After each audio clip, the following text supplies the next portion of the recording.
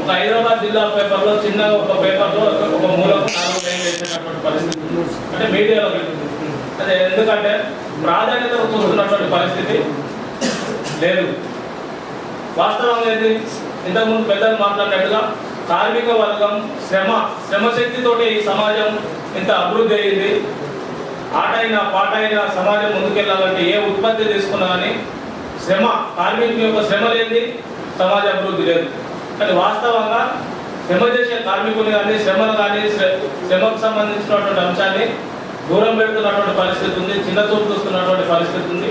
ఇది వాస్తవం. ఇది అందరూ గుర్తించాల్సినటువంటి అందరికి తెలిసినటువంటి నగ్న సత్యం. కానీ అట్లాంటి అంశాన్ని కూడా తెరపైకి తీసుకొచ్చి సమాజంలో తెలంగాణ రాష్ట్రంలో ప్రత్యేకంగా చర్చనీయాంశం చేసి ఈ శ్రామికులకు సంబంధించినటువంటి కార్మికులకు సంబంధించినటువంటి విషయాలను కూడా వెలుగులోకి తీసుకొచ్చి వారి బాగు కోసం ప్రయత్నం చేయాలన్నటువంటి ఉద్దేశంతో చర్చా పోస్టు పెట్టేందుకు ప్రత్యేకంగా టీఆర్సీ సెంటర్ వాళ్ళకు కృతజ్ఞతలు తెలియజేస్తున్నాం. ముఖ్యంగా వేదకుమార్ గారు వెంబడి మా గురువుగా ఉన్నాడు. ఇంతకుముందు పర్యావరణం మీద తన వెంబడి పనిచేసినటువంటి అనుభవం కూడా మాకుంది. కాబట్టి చాలా కమిట్మెంట్గా తెలంగాణ రాష్ట్రంలో ఉన్నటువంటి అభివృద్ధికి సంబంధించినటువంటి కానీ గత చరిత్రకు సంబంధించినటువంటి మొత్తం కూడా ఈ సెంటర్లో నిక్షేపంగా ఉన్నటువంటి చరిత్ర ఉంది. అందుకు ప్రత్యేకంగా వారికి ధన్యవాదాలు తెలియజేస్తూ ఏదైతే అంశం ఉందో కార్మిక చట్టాలు తెలంగాణ రాష్ట్రంలో అమలు వాటి పరిరక్షణ అనేటటువంటి విషయానికి వస్తే పెద్దలందరూ కూడా చట్టాలకు సంబంధించినటువంటి విషయాల మీద వారికి పూర్వపరాలు నేపథ్యం మొత్తం కూడా చాలా విషయాలు చెప్పారు.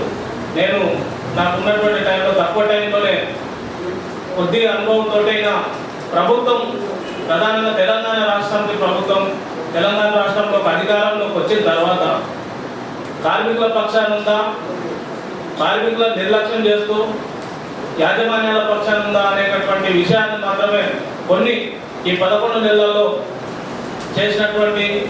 అమలు చేస్తున్నటువంటి పోతున్నటువంటి విధానాలను మనం కొద్దిగా పరిశీలించాల్సినటువంటి అవసరం ఉంది. అందుకోసమే మొత్తంగా ఓవరాల్గా చూస్తే రాంబాబు అని చెప్పినట్టుగా తెలంగాణ కొత్తగా వచ్చినటువంటి తెలంగాణ ప్రభుత్వం కార్మిక సంక్షేమం శ్రామికుల యొక్క పక్షపాత వైఖరితో ముందుకెళ్తున్నది అనేటటువంటిది నా వ్యక్తిగతమైనటువంటి అభిప్రాయం. నిజంగా చెప్పాలంటే ఏ ప్రభుత్వం అయినా కానీ వాటి విధానాలు కమ్యూనిస్ట్ పార్టీకి సంబంధించినటువంటి ప్రభుత్వాలు ఉంటే కార్మిక పక్షపాతంతో కార్మికులకు సంబంధించినటువంటి మేనిఫెస్టోతో ముందుకు నడిపించేటటువంటి అవకాశం ఉంటుంది. అట్లా ఒక బీజేపీకి సంబంధించినటువంటి ప్రభుత్వం ఉంటే వాళ్ళు క్యాపిటలిస్టులకు ఇతర వాళ్ళకు ఒక విధానం ఉంటుంది. అట్లాగే టీఆర్ఎస్ సంబంధించినటువంటిది నా దృష్టిలో ఉన్నంత మేరకు కేసీఆర్ గారికి ప్రత్యేకంగా ఒక ప్రణాళిక ఒక మేనిఫెస్టో తోటి ముందుకెళ్తున్నటువంటి పరిస్థితి ఉంది. ఈ రాష్ట్రాన్ని అభివృద్ధి చేయాలంటే అందరినీ భాగస్వామ్యం చేయాలి. ఇంతకుముందు సాయిబాబా గారు చెప్పినట్టుగా కొనుగోలు శక్తి సంబంధించినటువంటిది కార్మిక వర్గం కర్షకులు కింది స్థాయిలో ఉన్నటువంటి ప్రజలందరి కొనుగోలు శక్తి పెంచితేనే ఈ రాష్ట్రం అభివృద్ధి అవుతుందనేటటువంటి ఒక బ్రాడ్ కాన్సెప్ట్ తోటి ఒక మేనిఫెస్టో తోటి కేసీఆర్ గారు ముందుకెళ్తున్నటువంటి పరిస్థితి ఉంది. అందులో భాగంగానే రాంబాబన్న స్థూలంగా అనేక విషయాలు చెప్పిండు. అట్లా తీసుకున్నప్పుడు వాస్తవంగా ఇంతకు ముందున్నటువంటి ప్రభుత్వాలు కార్మిక చట్టాల అమలు విషయంలో ఉక్కుపాదం మోపి కార్మిక చట్టాలను అమలు చేయకుండా కార్మిక శాఖ నిర్వీర్యం చేసి ఒక కార్మికులను దోపిడీ చేయడానికి యాజమాన్యాన్ని దోపిడీ చేయడానికి సాధనంగా ఉపయోగపడ్డది తప్ప కార్మిక శాఖ ఏమాత్రం పట్టించుకున్నటువంటి పరిస్థితి లేదు. ఇప్పుడు కూడా గతంలో ఉన్నటువంటి ఆనవాళ్ళన్నీ కూడా మన కార్మిక శాఖలో కనిపిస్తున్నాయి. సాయిబాబా చెప్పినట్టు మనకు కనిపిస్తున్నాయి. ఒక విషయాన్ని మనం కార్మిక శాఖకు తీసుకెళ్తే ఒక కంపెనీలో మనం కంప్లైంట్ చేస్తే ఆ కార్మిక శాఖలో ఉన్నటువంటి అధికారులు నిజంగానే వరం అది వచ్చింది ఒక కొత్త విషయం కాబట్టి మేనేజ్మెంట్ తోటి మాట్లాడుకోవడానికి కార్మికులను నిర్వీర్యం చేసేటప్పుడు ఉపయోగపడుతున్నాయి. కాబట్టి అట్లాంటి పరిస్థితులు గతం నుంచి గత 10-15 సంవత్సరాల నుంచి ఇంతకుముందు రాంబాబా చెప్పినట్టుగా 91 నుంచి సరళీకరణ విధానంలో భాగంగా ఆ రకంగా వస్తున్నాయి. కానీ ఈ 11 నెలల కాలంలో టీఆర్ఎస్ ప్రభుత్వం రాగానే ఏర్పడగానే కనీస వేతనాలకు సంబంధించినటువంటి అమలు చేయడం కోసం కనీస వేతనాలను పరిశీలించడం కోసం, కనీస వేతనాలను రికమెండ్ చేయడం కోసం మొట్టమొదటిగా కనీస వేతనాల సలహా మండలి ఏర్పాటు చేయడం అనేటటువంటిది చాలా మనందరూ అది చాలా ప్రాధాన్యత ఇచ్చి ఏర్పాటు చేయడం అనేటటువంటి జరిగింది. దాంట్లో ఇంతకుముందు ప్రభుత్వాలు కనీస వేతనాల సలహా మండలి తమకు ఇష్టం వచ్చినటువంటి వాళ్ళు, అనుభవం లేనటువంటి వాళ్ళను పెట్టుకున్నటువంటి పరిస్థితి ఉంది. కానీ తెలంగాణ రాష్ట్ర ప్రభుత్వం కనీస వేతనాల మండలి ఏర్పాటు చేసి ఒక కార్మికులుగా ఉన్నటువంటి కార్మిక సంఘ నాయకులుగా ఉన్నటువంటి సదానందం గౌడ్ చైర్మన్ పెట్టడం, అన్ని ట్రేడ్ యూనియన్కి ఇక్కడ ఉన్నటువంటి అన్ని ట్రేడ్ యూనియన్స్ సంబంధించినటువంటి నాయకులను సభ్యులుగా పెట్టడం అనేటటువంటిది ఒక కార్మికుల కోసం పనిచేసేటటువంటి పురోగతి కోసం పనిచేసేటటువంటి ప్రభుత్వం లక్ష్యాలు మనకు క్లియర్గా అర్థమవుతున్నాయి.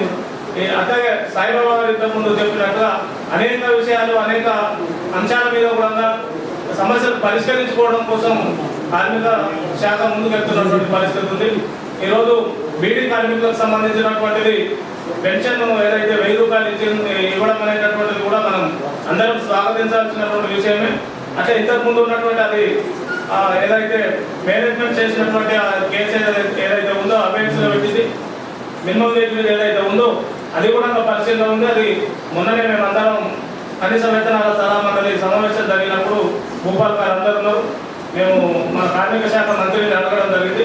ఒక 1 monthలో మేనేజ్మెంట్స్ అందరూ కూడా పిలిపించి మొత్తం అది సెటిల్ చేస్తామని చెప్పడం అనేటటువంటిది జరిగింది. అట్లా ఇంతకుముందు ఉన్నటువంటి ప్రభుత్వాలు అంగన్వాడీకి సంబంధించినటువంటి వాళ్ళు వారి యొక్క జీతాలు పెంచమని ఆందోళన చేస్తే ఏం జరిగిందో మనందరికీ తెలుసు. లాఠీ చార్జీలతో కొట్టడం కానీ, గుర్రాలతో తొక్కించడం కానీ ఇవన్నీ జరిగినాయి.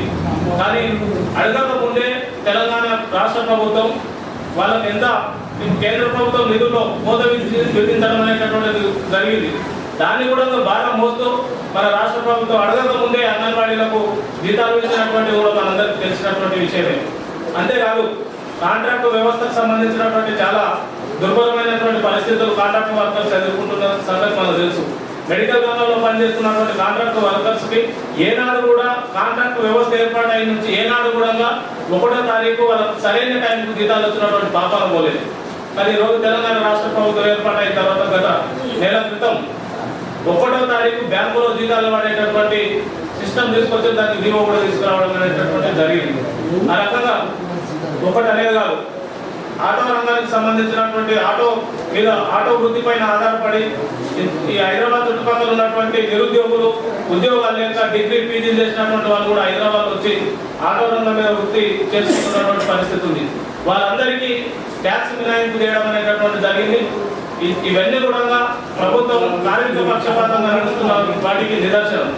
అంతేకాకుండా నిన్న మేడే నాడు మన రాష్ట్ర ముఖ్యమంత్రి వర్యులు కార్మికులకు సంబంధించినటువంటి చేసినటువంటి ప్రకటన కూడా మనందరికీ తెలుసు. మొత్తం లక్షలాది మంది 5 లక్షలకు పైగా ఉన్నటువంటి డ్రైవర్స్ అందరికీ కూడా ఫ్రీగా గవర్నమెంటే చెల్లించి 5 లక్షల వాళ్ళకు బీమా పథకం అనేటటువంటిది కూడా నిన్నటి నుంచి అమలవుతుంది అనేటటువంటి చెప్పడం కూడా మనందరికీ తెలుసు. ఆ రకంగా నిన్న హోంగార్డ్స్కి సంబంధించినటువంటి వాళ్ళు కూడా 16,000 హోంగార్డ్స్ సంబంధించినటువంటి వాళ్ళు జీతాలు పెంచడం కాకుండా వాళ్ళకు కూడా 5 లక్షల ఇన్సూరెన్స్ కేటాయించడం అనేటటువంటి జరిగింది. అట్లాగే వర్కింగ్ జర్నలిస్టులకు సంబంధించిన 12,000 మందికి బీమా సౌకర్యం ఇవ్వడం అనేటటువంటి జరిగింది. ఆ రకంగా మొత్తం యావత్ తెలంగాణ రాష్ట్రంలో పారిశ్రామిక అభివృద్ధి కోసం ఈ కరెంటు లేకుండా ఇవ్వాలనేటటువంటిది ఒక ఇండస్ట్రియలిస్టుల కోసం అనేటటువంటిది కాదు.